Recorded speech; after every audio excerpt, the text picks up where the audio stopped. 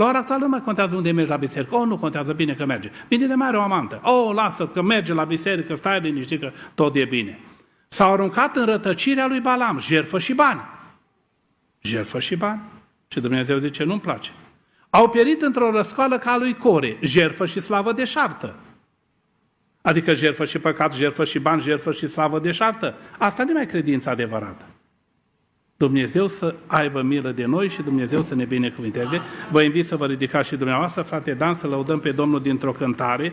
În timpul acesta o să vă rog toți cei care ați venit pentru ungerea cu un de lemn în față, să veniți aici în față, ne vom ruga pentru dumneavoastră, ne vom ruga și pentru cei care sunt legați de diavolul cu tot felul de lanțuri, de vicii, de patii, Dumnezeu să rupă lanțurile în seara.